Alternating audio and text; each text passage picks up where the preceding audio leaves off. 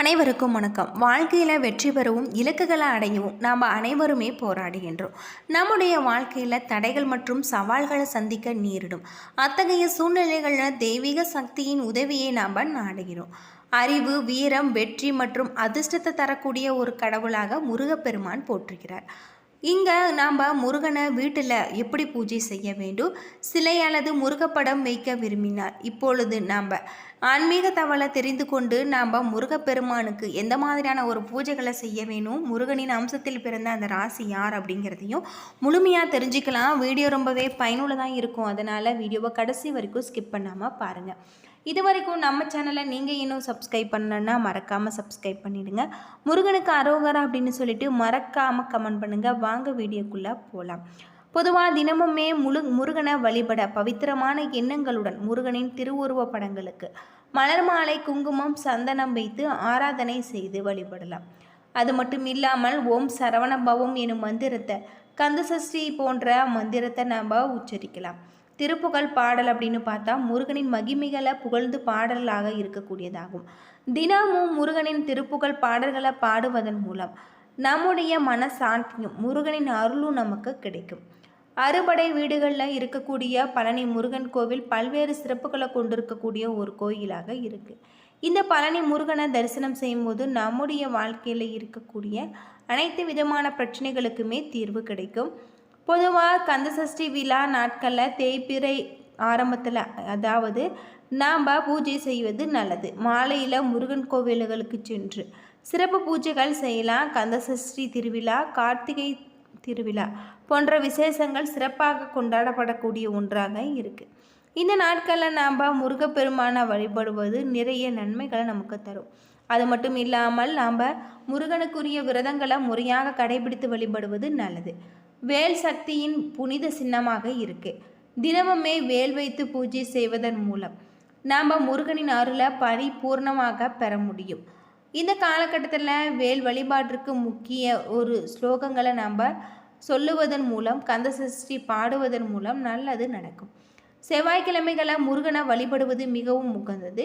செவ்வாய்க்கிழமை என்று நாம் முருகப்பெருமானை வழிபட்டால் நம்முடைய வாழ்க்கையில் சிறப்பான பலன்களை அடைய முடியும்.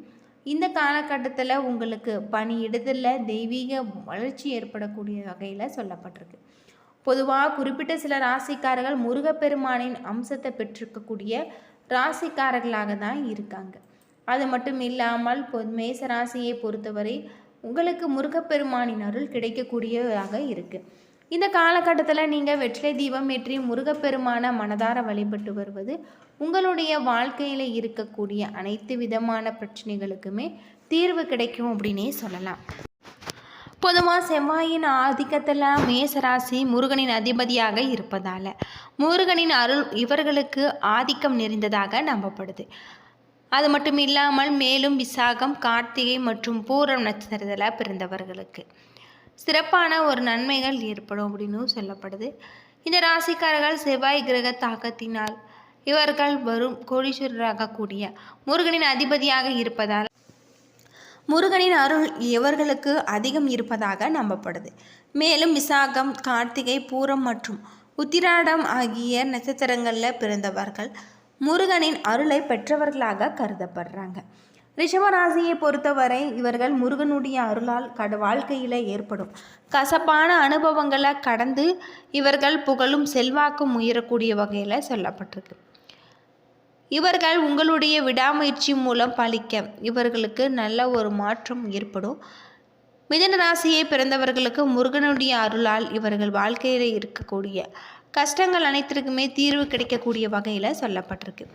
வறியவர்களுக்கு உதவி செய்து முருகனின் அருளை பெற்று வாழ்க்கையில் பெரிய ஒரு சாதனையை நீங்கள் செய்யவீங்க.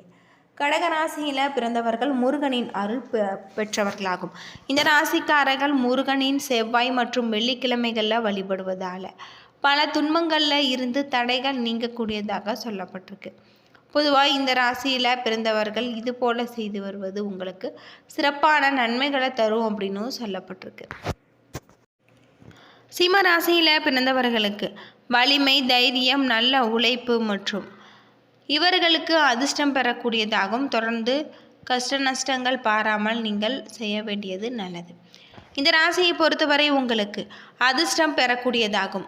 தொடர்ந்து சஷ்டி விரதம் தவறாமல் இருப்பதால் உங்களுக்கு உயர்வான பல குழந்தை அபிவிருத்தி ஏற்படக்கூடியதாகவும் சொல்லப்பட்டிருக்கு. அடுத்ததாக கன்னிராசிக்காரர்கள் முருகன் அருளால் அறிவு ஞானம் நல்ல ஒரு சிந்தனைகளை பெறுவாங்க. இந்த ராசிக்காரர்கள் மந்தமாகவும் இருக்கக்கூடியவர்கள். பொதுவாக துலாம் ராசியில் பிறந்தவர்கள் முருகனின் அருளால் நம்பிக்கை உறவு காணப்படலாம். ஆன்மீகம் மற்றும் உங்களுடைய வாழ்க்கையில் இருக்கக்கூடிய அனைத்து விதமான பிரச்சனைகளுக்குமே தீர்வு கிடைக்கக்கூடிய வகையில் சொல்லப்பட்டிருக்கு. இந்த ராசிக்காரர்கள் சிவனின் அம்சத்தில் பிறந்தவர்களாகவும் இருப்பாங்க. முருகப்பெருமானின் அம்சத்தில் பிறந்தவர்களாகவும் இவர்கள் இருப்பாங்க. விருச்சிக ராசியை பொறுத்தவரை இந்த ராசியில் பிறந்தவர்கள் அதிக ஞானத்தன்மை கொண்டவர்களாக இருப்பாங்க. முருகனின் அருளால் தைரியம், தன்னம்பிக்கை மற்றும் நல்ல ஒரு முடிவுகள் எடுக்கப்படுகிறது. இந்த ராசிக்காரர்கள் முருகனுக்கு மிகப்பெரிய ஒரு நன்மைகளை செய்யக்கூடிய வகையில் எட்டாத வெற்றியை சுலபமாக எட்டிவிடலாம். தனுசு ராசியில் பிறந்தவர்களுக்கு முருகனின் அருளால் ஞானம், அறிவு மற்றும் நல்ல ஒரு சிந்தனையின் திறன் பெறக்கூடியதாக உங்களுடைய ராசிக்கு கார்த்திகை நட்சத்திரத்தில் தொடர்ந்து முருகன் வழிபாடு செய்து வர எல்லா வளர்ச்சியும் அமோகமாக இருக்குது. அடுத்ததான் மகர ராசி. மகர ராசிக்காரர்களின் அருளால் உங்களுக்கு கடினமான உழைப்பு மற்றும் வெற்றி பெறக்கூடியதாகும். முருகனின் மீது நம்பிக்கை அதிகரிப்பதால் உங்களுடைய வாழ்க்கையில் நீங்கள் பார்க்க முடியாத சொத்துக்களை நீங்கள் செய்வீங்க. கும்பராசியை பொறுத்தவரை முருகனின் அருளால் உங்களுடைய சமுதாயத்தில் நல்ல பெயர், செல்வாக்கு உங்களுக்கு உயரக்கூடியதாக இருக்குது. பொதுவாக குலதெய்வ வழிபாட்டின் மூலம் உங்களுக்கு கிடைக்க மற்றும் மிகப்பெரிய ஒரு மாற்றம் ஏற்படக்கூடிய வகையில் இந்த ராசியில் பிறந்தவர்களுக்கு சொல்லப்பட்டிருக்கு. எதிர்கால வளர்ச்சிக்கு சிறப்பான ஒரு பலன்களை நீங்கள் பெறுவீங்க. அடுத்ததாக மீனராசி. ஆன்மீகத்தின் முருகனின் அருளால் நல்ல ஒரு சிந்தனை, கலை மற்றும் ஆன்மீகத்தில் ஆர்வம் பெறுவீங்க. உங்களுடைய ராசியின் படி அடிக்கடி முருகன் கோவிலுக்கு சென்று வர அவரை தரிசித்து வருவது உங்களுடைய வாழ்க்கையில் நினைத்தது கட்டாயம் நடக்கும் அப்படின்னும் சொல்லப்படுது. டிசம்பர் மாதத்தில் கிரக நிலைகளின் தாக்கத்தால் பல சம்பவங்கள் நடைபெற இருக்குது. டிசம்பர் மாதம் சூரியன் மற்றும் செவ்வாய் காலபுருஷனின் 9வது வீட்டில் பயணிப்பதால் சனி பகவானின் முழு பார்வை அதில் விழுகிறது. இது அரசியல்வாதிகளுக்கு ஒரு கண்டமான ஒரு அமைப்பாக பார்க்கப்படுது. குரு வக்ரமடைந்து கடக ராசியில் இருக்கார். அடுத்த 3 மாதம் அவர் வக்ரமாக தான் இருப்பார். விருச்சிக ராசியில் புதன் வக்ரமாக இணைவதால் லட்சுமி நாராயண யோகம் ஏற்பட இருக்குது. துலாம் ராசி அல்லது லக்னம் சார்ந்த நபர்கள் மிக முக்கியத்துவம் வாய்ந்த ஒரு மாதம். கழுத்து வலி, இளைய சகோதரன் வழியாக உங்களுக்கு டென்ஷன், குடும்பத்திற்கு இடையூறு, உங்களின் மனதை புரிந்து கொள்ளாமல் மற்றவர்கள் செயல்படுவது போன்றவை. உங்களுடைய பாக்கியத்தில் இருக்கக்கூடிய குரு உங்களுக்கு வக்ரமாக 3ஆம் இடத்துல பார்ப்பதால் கிடைக்காமல் போன வாய்ப்புகள், விஷயங்கள் எல்லாமே அடுத்தடுத்து உங்களுக்கு நடக்கும். பேசிய வார்த்தையால் காரியங்களை நீங்கள் சாதிப்பீங்க. புதன் சுக்கிரன் இணைவால் உங்களுக்கு முக லட்சணம் அதிகரிக்கக்கூடியதாகும். திரிகோணத்தில் சனி அமர்வதால் பெரிய வாய்ப்புகள் தேடி வரலாம். பிரம்மாண்டமான வாய்ப்புகள் கிடைச்சிருக்கு. பண வரவுக்கு பஞ்சம் இருக்காது. வாழ்க்கை துணையின் மூலம் பெரிய உங்களுக்கு வெற்றி, நல்ல சம்பவங்கள், லாபங்கள் ஏற்படக்கூடியதாக இருக்குது. வாழ்க்கை துணையில் இருந்து வந்த ஆரோக்கியம் தொடர்பான பிரச்சனைகள் அனைத்துமே பரிபூர்ணமாக நீங்கும். வண்டி வாகனங்கள் செல்லும் போது நீங்கள் கவனமாக இருக்க வேண்டும். பயணங்களின் பொழுது மிகவும் கவனமாக இருப்பது நல்லது. தொலைதூர பயணம் செல்லும் போது மிகுந்த அலைச்சல் ஏற்படலாம்.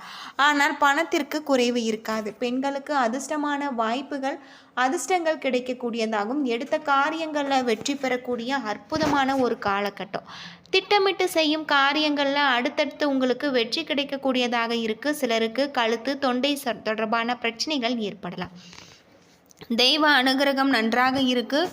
குருவாயூர் சென்று நீங்கள் கிருஷ்ணரை தெய்வ வழிபாடு செய்வது உங்களுக்கு நல்ல ஒரு ஏற்றத்தை தரக்கூடியதாக இருக்குது. குடும்பத்தில் மகிழ்ச்சி பெருகக்கூடியதாகவும், வியாபாரம், தொழில், படிப்பு, உத்தியோகத்தில் நல்ல ஒரு ஏற்றங்கள் உண்டு. மகிழ்ச்சி நிறைந்த ஒரு மாதமாக இந்த டிசம்பர் மாதம் உங்களுக்கு இருக்குது. சந்தோஷம் ரீதியாகவும் பொருளாதார ரீதியாகவும் 90% உங்களுக்கு நன்மைகள் ஏற்படும். அங்காள பரமேஸ்வரி வழிபாடு உங்களுக்கு ஏற்றத்தை கொடுக்கக்கூடிய வகையில் இந்த காலகட்டம் உங்களுக்கு அமைஞ்சிருக்கு அப்படின்னு சொல்லலாம். உங்களுடைய தொழிலில் இருக்கக்கூடிய பிரச்சனைகள் அனைத்திற்குமே நல்ல ஒரு தீர்வு கிடைச்சிருக்கு. அது மட்டும் இல்லாமல் தொழில் நிமித்தமான பயணமும் ஏற்படக்கூடியதாகவும் இந்த காலகட்டம் உங்களுக்கு சொல்லப்பட்டிருக்கு. பண வரவுக்கு உங்களுக்கு குறைவிருக்காத ஒரு நிலையும் காணப்படலாம். இந்த காலகட்டத்தில் நீண்ட நாட்களாக எதிர்பார்த்த நல்ல செய்திகள் உங்களுக்கு வந்து சேரும். என்ன நண்பர்களே, இந்த வீடியோ உங்களுக்கு பயனுள்ள ஒரு தகவலை தந்திருக்குன்னு நினைக்கிறேன். வீடியோ பிடிச்சிருந்தா லைக் பண்ணுங்கள், ஷேர் பண்ணுங்கள், கமெண்ட் பண்ணுங்கள். நன்றி நண்பர்களே.